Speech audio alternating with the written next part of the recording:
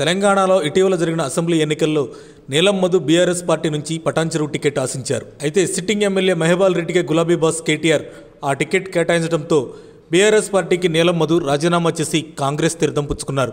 ఈ క్రమంలోనే Patancheru assembly ticket ముందుగా నీలం మధు కేటాయించింది కాంగ్రెస్ అధిష్టానం. అయితే స్థానిక నాయకుడు కాటా శ్రీనివాస్ గట్టిగా పట్టుబడటంతో కాంగ్రెస్ నాయకత్వం ఆయనకే బీఫామ్ ఇచ్చింది.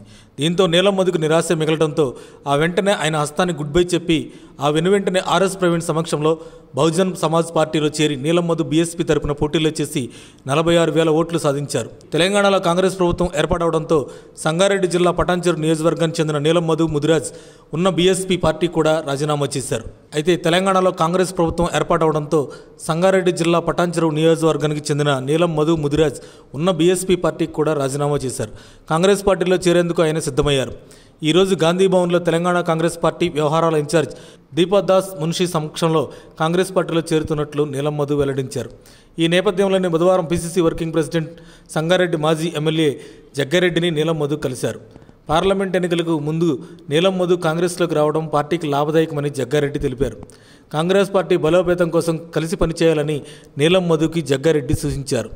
అదే రోజు మంత్రి దామోదర్ రాజనరసింహను కూడా నీలం మధు కలిశారు. నీలం మధు చేరిక పట్ల మంత్రి దామోదర రాజనరసింహ సానుకూలత వ్యక్తం చేస్తూ పార్టీలోకి రాకను స్వాగతించారు. నీలం మధు కాంగ్రెస్ పార్టీలో చేరడం పార్టీకి శుభపరిణామమన్నారు. నీలం మధు రాకతో పార్లమెంట్ ఎన్నికల్లో మెదక్ నియోజకవర్గంలోని పార్టీకి మేలు చేకూరుతుందని ధీమా వ్యక్తం చేశారు. నీలం మధుకి పార్లమెంట్ టికెట్ ఇవ్వచ్చని ప్రచారం జరుగుతుంది. మరి ఆయనకు ఏ స్థానం నుంచి ఎంపీ టికెట్ ఇస్తారో వేచి చూడాల్సిందే. మరిన్ని అప్డేట్స్ కోసం మా కాయ్ టీవీని సబ్స్క్రైబ్ చేసుకోండి. మా వీడియో కనుక మీకు నచ్చినట్లయితే లైక్ చేయండి, షేర్ చేయండి. మీ విలువైన అభిప్రాయాలను కామెంట్ బాక్స్లో తెలియజేయండి.